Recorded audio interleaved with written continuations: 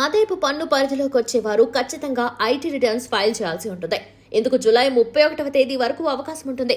ఆ తర్వాత డిసెంబర్ 31 వరకు పెనాల్టీలతో దాఖలు చేయవచ్చు. ట్యాక్స్ పేయర్లు ఫైల్ చేసిన రిటర్న్స్ ను ప్రాసెస్ చేసి వారికి రావాల్సిన రీఫండ్ డబ్బులను ఐటీ శాఖ బ్యాంకు ఖాతాల్లో జమ చేస్తుంది.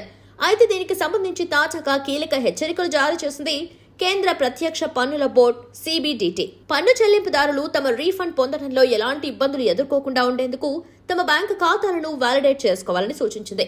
ఈ మేరకు సోషల్ మీడియా ఎక్స్ వేదికగా హెచ్చరికలు జారీ చేసింది ఇన్కమ్ ట్యాక్స్ విభాగం. ట్యాక్స్ పేయర్లకు హెచ్చరిక: రీఫండ్స్ పొందేందుకు వాలిడేట్ చేసిన బ్యాంకు ఖాతా ఉండటం తప్పనిసరి.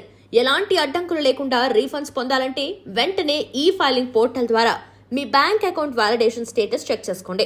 ఇప్పటికే వాలిడేట్ చేసిన బ్యాంక్ ఖాతాలు సైతం రీవాలిడేట్ చేసుకోవాల్సి ఉంటుంది.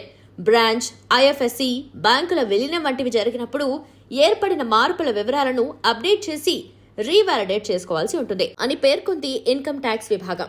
ఆదాయపు పన్ను రిటర్న్స్ ప్రాసెస్ చేసి రీఫండ్ బ్యాంక్ అకౌంట్లో జమ చేస్తుంది ఐటీ శాఖ.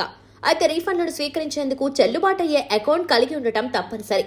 మరి ఇప్పుడు ఎలా వాలిడేట్ చేసుకోవాలో తెలుసుకుందాం. ఇందుకు ఈ ఫైలింగ్ పోర్టల్లో వ్యాలిడ్ యూజర్ ఐడి, పాస్వర్డ్ ఉండాలి.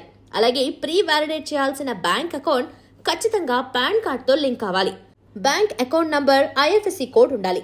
దీనికోసం ముందుగా incometax.gov.in or IEC or FO పోర్టల్లోకి లాగిన్ కావాలి. ప్రొఫైల్ ఆప్షన్ పై క్లిక్ చేయాలి. బ్యాంక్ ఖాతా ఆప్షన్ ఎంచుకొని రీవాలిడేట్ ఆప్షన్ పైన క్లిక్ చేయాలి. మీ bank account number, IFSC code, ఖాతా కేటగిరీ వంటి వివరాలు నమోదు చేయాలి. ఆ తర్వాత వాలిడేట్ ఆప్షన్ పై క్లిక్ చేయాలి. కొత్తగా అకౌంట్ రీవాలిడేట్ చేసేందుకు పోర్టల్లోని ప్రొఫైల్లోకి వెళ్ళాక my bank account option click చేయాలి. అందులో బ్యాంక్ ఖాతా యాడ్ చేయాలి. తర్వాత వాలిడేట్ ఆప్షన్ పై క్లిక్ చేయాలి.